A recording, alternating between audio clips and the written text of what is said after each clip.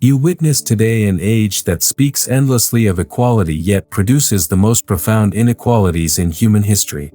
How curious that in my time, when hierarchy was openly acknowledged, we achieved greater social harmony than your era of supposed democratic triumph. The mystery deepens when you consider that I, who defended aristocratic principles, also championed the American colonists against imperial tyranny. Was this contradiction? Or did I perceive something about the nature of legitimate authority that modern democratic theory has forgotten? The answer lies not in choosing between aristocracy and democracy, but in understanding why natural leadership, whether born or earned, remains essential for any free society. Without such leadership, democracy becomes mob rule, and equality becomes the tyranny of mediocrity. Today we shall explore why aristocratic wisdom serves democratic freedom better than democratic theory alone. Chapter 1: The Natural Aristocracy of Talent and Virtue. When I speak of aristocracy, I do not defend the mere accident of birth, but rather that natural aristocracy which Providence establishes in every generation through the distribution of talents, virtue, and wisdom. In my decades serving in Parliament, I observed that society invariably produces individuals whose capacities exceed the common measure, not through artificial privilege, but through the mysterious workings of nature itself. This natural aristocracy differs fundamentally from democratic leveling, which pretends that all men possess equal wisdom in governing. Such pretense contradicts both experience and reason.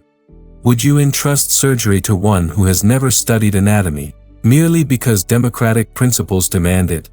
Yet democratic theory insists that complex questions of statecraft require no special preparation or natural aptitude. The French revolutionaries attempted to destroy all distinction, believing they could create a society of perfect equals. The result was not equality, but the rise of Napoleon, proving that when natural leadership is suppressed, it returns in more dangerous forms. Nature abhors a vacuum in governance as much as in physics. When legitimate aristocracy is destroyed, illegitimate tyranny takes its place. True aristocracy serves as a buffer between the people and their rulers, preventing both despotism from above and mob rule from below. These natural leaders understand their obligations to society, having been raised with the expectation of service. They possess what I call the public affections, love of country that transcends personal interest. Consider the education of aristocratic youth in my time, classical literature that taught virtue through example, philosophy that developed judgment, history that revealed the consequences of political folly. Such education produced leaders capable of seeing beyond immediate circumstances to permanent principles. Democratic education, focused on utility and equality, often fails to develop such comprehensive vision. The aristocratic mind thinks in generations, not election cycles. Having inherited from ancestors and owing duties to descendants, the true aristocrat considers the long-term consequences of political action. Democratic politicians, dependent on popular favor, often sacrifice future good for present advantage. In America, you witnessed this principle in your founding fathers, Washington, Jefferson, Adams, men who formed a natural aristocracy of virtue and talent. They understood that republican government requires exceptional leadership, not the rule of common opinion. Their classical education, broad reading, and financial independence enabled them to rise above factional interests. The decline of aristocratic ideals produces not greater equality, but worse inequality, the dominance of wealth without responsibility, celebrity without achievement, power without wisdom. When society abandons the cultivation of natural nobility, it falls prey to the artificial aristocracy of money and ambition, which serves only itself rather than the common good. Chapter 2: The Necessity of Hierarchy in Free Societies. Liberty without order becomes license, equality without gradation produces chaos. Through my parliamentary experience, I learned that free societies require what appears to be a paradox, hierarchy that serves liberty rather than destroying it. The democratic age mistakes all distinction for oppression, failing to understand that well-ordered hierarchy actually protects freedom by preventing the concentration of power in any single element. Consider the British Constitution, which maintains monarchy, aristocracy, and commons in delicate balance. This mixed government prevents any single element from dominating, while ensuring that natural leadership has proper channels for expression. The monarch provides unity and continuity, the aristocracy offers wisdom and independence, the commons represents popular will. Each checks the others, creating a system of mutual restraint that protects individual liberty. When the French destroyed all hierarchy, they did not create freedom but prepared the way for despotism. The revolutionaries imagined that eliminating all distinction would produce equality, but instead created a vacuum that ambitious demagogues quickly filled. Without intermediate institutions between the individual and the state, citizens became helpless before centralized power. Hierarchy serves liberty by distributing power across multiple levels of society. The aristocrat checks the monarch, the commons checks the aristocrat, tradition checks innovation. This system of mutual restraint protects individual liberty better than democratic equality, which concentrates all power in temporary majorities that can become as tyrannical as any despot. Natural hierarchy also preserves cultural and intellectual achievement. Aristocratic leisure, properly understood, enables the cultivation of arts, letters, and statesmanship that democratic societies struggle to maintain. When all must labor for bread, who will preserve the higher accomplishments of civilization? The aristocrat, freed from immediate economic pressure, can devote himself to learning, cultivation, and public service. The American experiment proves this principle through its Constitution, which creates a republican aristocracy through the Senate, the Electoral College, and life tenure for judges. The founders understood that pure democracy leads to factional violence and the oppression of minorities. They designed institutions that elevate natural leadership while maintaining popular accountability. Modern democracy often produces what I call the tyranny of the present moment, ruled by temporary passion rather than settled wisdom. Aristocratic institutions provide continuity and long-term perspective, preventing society from being blown about by every wind of popular opinion. The House of Lords in my time served this function, tempering the enthusiasm of the commons with the experience of age. The challenge for democratic ages is not to destroy hierarchy, but to ensure it serves the common good rather than private interest. This requires what the French revolutionaries abandoned: respect for tradition, gradual reform, and the patient cultivation of civic virtue across all ranks of society. Hierarchy becomes tyrannical only when it loses sight of its duties to those below. Chapter 3: Representation Beyond Mere Delegation. Here we reach the heart of political wisdom that democratic theory consistently misunderstands. True representation transcends the mere echoing of popular will. During my years in Parliament, I learned that representatives serve the people best when they exercise independent judgment informed by superior knowledge and broader perspective. The democratic fallacy reduces representation to mechanical delegation, transforming statesmen into mere mouthpieces. The democratic fallacy assumes that representatives should function as mechanical delegates, transmitting the immediate desires of their constituents without filter or reflection. This reduces governance to a tally of uninformed opinions rather than the exercise of political wisdom. Such delegation produces not representation but abdication of responsibility, leaving complex decisions to those least qualified to make them. Consider my own conduct regarding American taxation. My constituents in Bristol often disagreed with my support for colonial rights, yet I persisted because I understood imperial policy better than they. A mere delegate would have betrayed both America and Britain to preserve local popularity. True representation requires the courage to serve long-term interests over immediate desires, even at personal political cost. This principle applies even more forcefully to aristocratic representation, which I term virtual representation. The nobleman represents not only his own order but the permanent interests of the nation.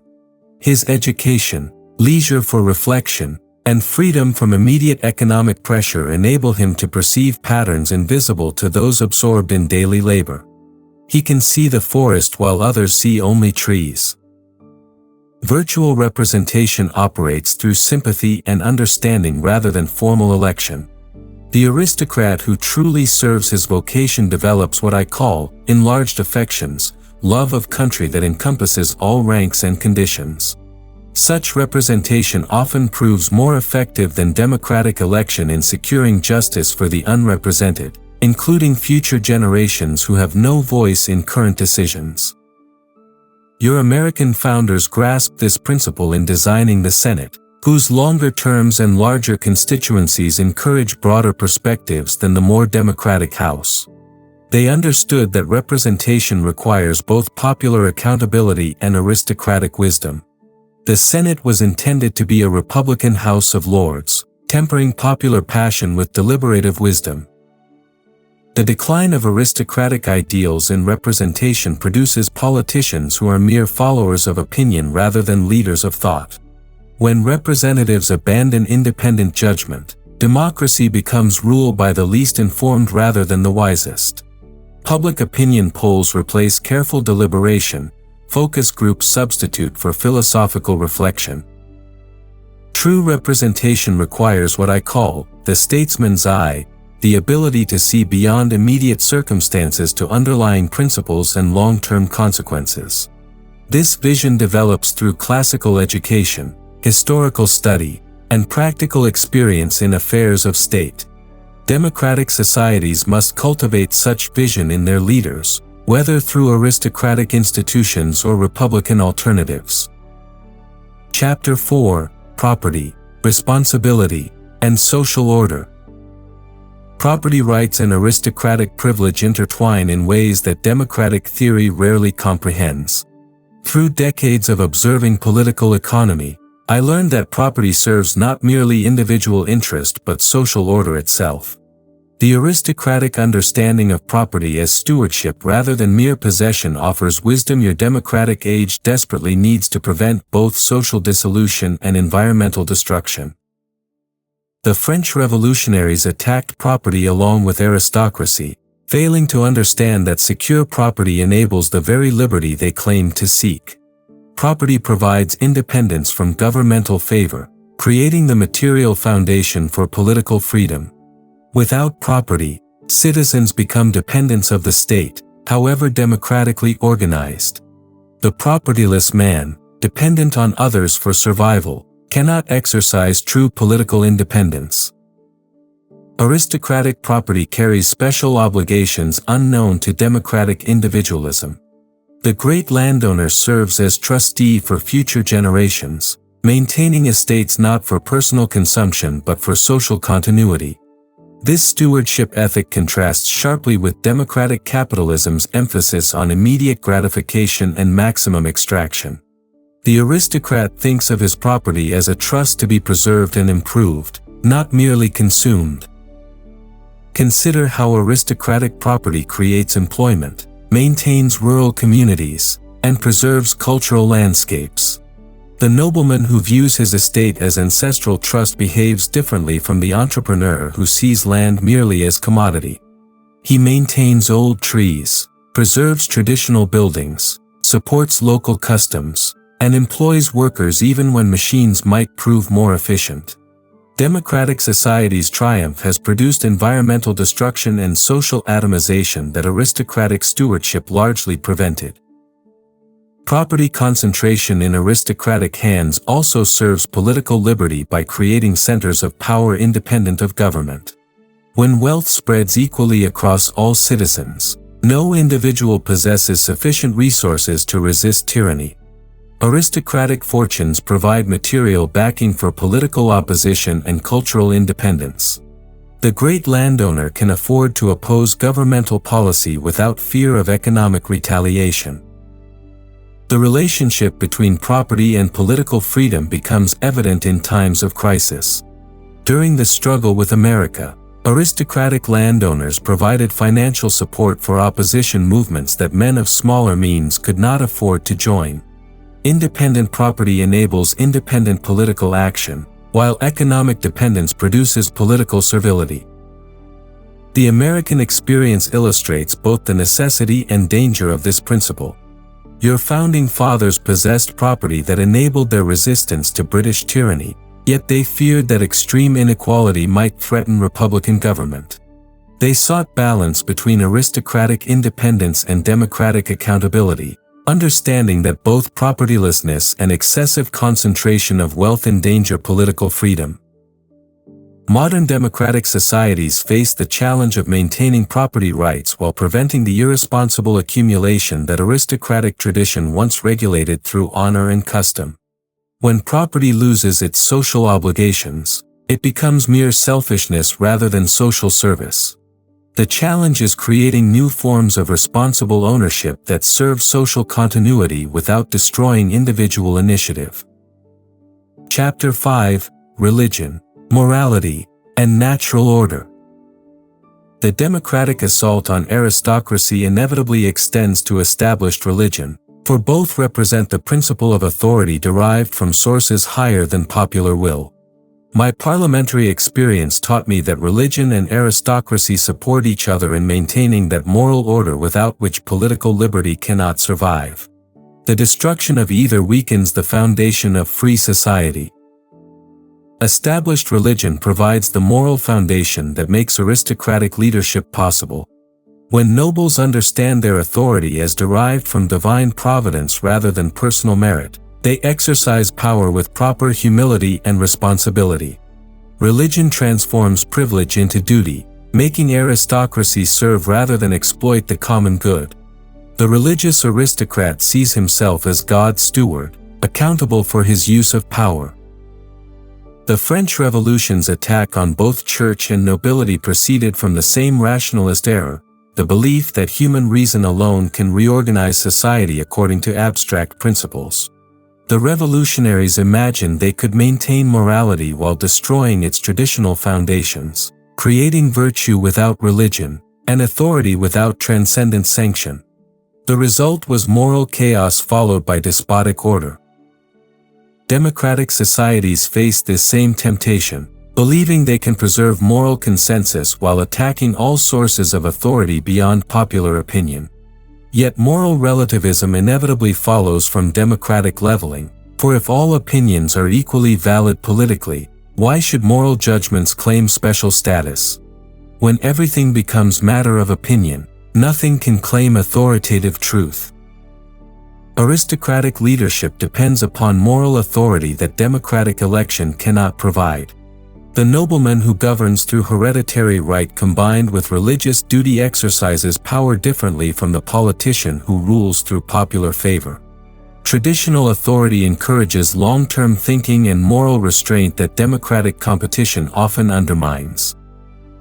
Consider how aristocratic patronage traditionally supported religious institutions, educational establishments, and cultural achievements.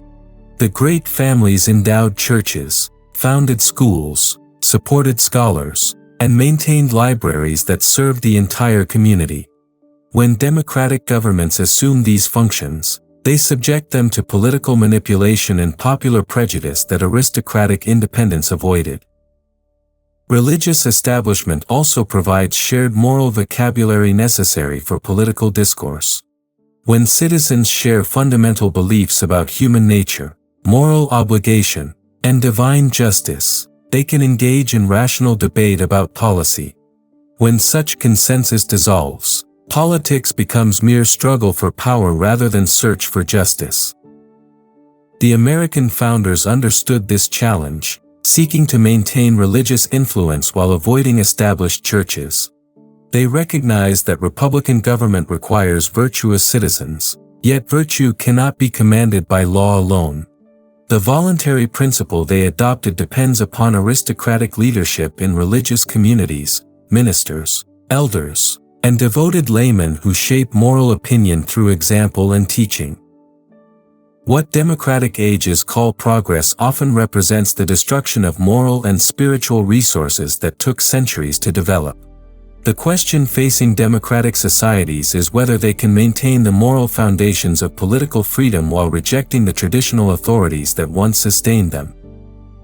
Chapter 6: Imperial Governance and Natural Leadership. My experience with imperial questions, from American taxation to Indian administration, revealed how aristocratic principles apply beyond domestic governance to the management of diverse peoples and territories. The British Empire's success depended upon aristocratic leadership that understood governance as trusteeship rather than exploitation, requiring the cultural sophistication and moral authority that democratic politicians often lack. Democratic theory assumes that all peoples desire identical institutions and can be governed by universal principles. This abstraction ignores the profound differences in culture, tradition, and capacity that imperial governance must accommodate. Aristocratic administrators, trained in classical education and bred to command, possessed the cultural sophistication necessary for ruling diverse populations with respect for local customs and gradual improvement. Consider Warren Hastings' administration in India, which I opposed not because it was aristocratic but because it abandoned aristocratic principles. True imperial aristocracy governs through respect for local customs and gradual improvement, not through arbitrary extraction and cultural destruction. The aristocratic ideal emphasizes duty to subjects rather than mere profit for rulers, understanding empire as trust rather than possession. The American crisis illustrated both the necessity and limits of imperial aristocracy. The colonists, having developed their own aristocratic leadership through men like Washington and Jefferson, naturally resisted subordination to distant authority. Yet this resistance succeeded because it was led by natural aristocrats who understood constitutional principles, not by democratic mobs seeking mere license. Imperial governance requires what I call enlarged sympathies, the ability to understand and respect different ways of life while maintaining overall unity. Democratic governments, subject to popular pressure for immediate results, often lack the patience and cultural sensitivity that effective imperial administration demands. The democratic politician thinks in election cycles, the imperial administrator must think in generations. The French revolutionary approach to empire, imposing identical institutions everywhere through force, produced only rebellion and chaos. Democratic imperialism faces the same temptation, believing that exporting democratic forms automatically creates free societies. Such mechanical approach ignores the organic development that true political freedom requires. Aristocratic empire, properly conducted, serves as a school of statesmanship for the governing nation while providing protection and gradual improvement for subject peoples. This requires leaders who view power as responsibility rather than opportunity, understanding governance as art rather than mere technique. The aristocratic administrator studies local languages, respects indigenous customs, and works within existing social structures. The decline of aristocratic ideals in imperial governance produces either irresponsible exploitation or premature withdrawal. Democratic societies struggle to maintain long-term commitments to distant peoples, while commercial interests seek immediate profit without regard for social consequences. The result is often worse than the problems empire was meant to solve. Modern democratic societies face similar challenges in international relations, humanitarian intervention, and global governance. The aristocratic principles of trusteeship, cultural respect, and long-term commitment offer guidance for these contemporary challenges, even when formal empire has disappeared. Chapter 7: Aristocratic Wisdom for Democratic America. How then shall democratic America benefit from aristocratic wisdom without abandoning republican principles? The answer lies not in restoring hereditary titles but in cultivating those natural aristocratic virtues that your founding fathers understood as essential for republican government. The goal is democratizing aristocratic excellence rather than destroying the pursuit of excellence itself. Your constitution already incorporates aristocratic elements through institutions designed to check pure democracy, the Senate's longer terms, the Electoral College's indirect election, and the Supreme Court's life tenure. These mechanisms recognize that popular government requires aristocratic wisdom to function properly. The founders understood that democracy without aristocratic elements becomes mob rule, while aristocracy without democratic accountability becomes tyranny.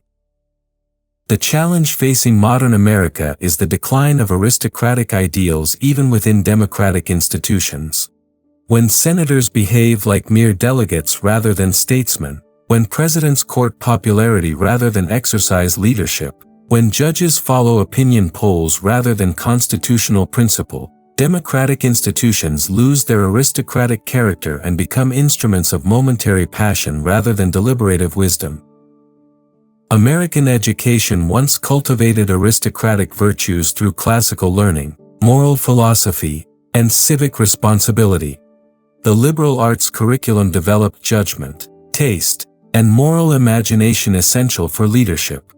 The decline of such education produces citizens capable of choosing but incapable of choosing well, voters who can register preferences but cannot form judgment about complex policy questions. The American legal profession traditionally served as a Republican aristocracy, providing learned leadership in both law and politics. Lawyers trained in constitutional principle and legal precedent brought aristocratic reverence for tradition to democratic politics. When lawyers abandon professional ideals for commercial success, democratic society loses a crucial source of disinterested expertise and constitutional wisdom. Religious communities offer another avenue for developing aristocratic leadership within democratic society. Ministers, rabbis, and other spiritual leaders can model the public service and moral authority that secular democratic culture struggles to maintain. Religious education that emphasizes duty, service, and transcendent purpose cultivates aristocratic virtues within democratic institutions. Private philanthropy allows wealthy Americans to exercise aristocratic responsibility without hereditary privilege. When business leaders understand their success as creating obligations to society, they transform democratic capitalism into something approaching aristocratic stewardship. The great philanthropic foundations demonstrate how private wealth can serve public good. Professional associations, cultural institutions, and civic organizations provide additional venues for aristocratic leadership. Those who achieve excellence in any field, whether science, arts, or public service, acquire natural authority that transcends democratic election. The challenge is ensuring such authority serves the common good rather than narrow professional interests. The goal is not to restore aristocracy but to democratize aristocratic virtues, public spirit over private interest, long-term thinking over immediate gratification, wisdom over mere cleverness, duty over rights, service over self-assertion. Democratic societies that abandon these virtues lose the capacity for effective governance and moral leadership. Conclusion. The defense of aristocracy in a democratic age is not nostalgia for vanished privilege but recognition of permanent human needs that democratic theory inadequately addresses. Every society requires natural leadership, moral authority, and institutional continuity that pure democracy cannot provide. The question is not whether aristocratic elements will exist, but whether they will serve the common good or private ambition. America's founders understood this wisdom, creating republican institutions that harness aristocratic virtues for democratic purposes. The challenge facing your contemporary democracy is recovering this balance before equality becomes mediocrity and liberty degenerates into license. True political wisdom recognizes that freedom requires inequality of function even within equality of dignity, and that the highest democratic achievement is creating conditions where natural aristocracy can flourish in service to the common good.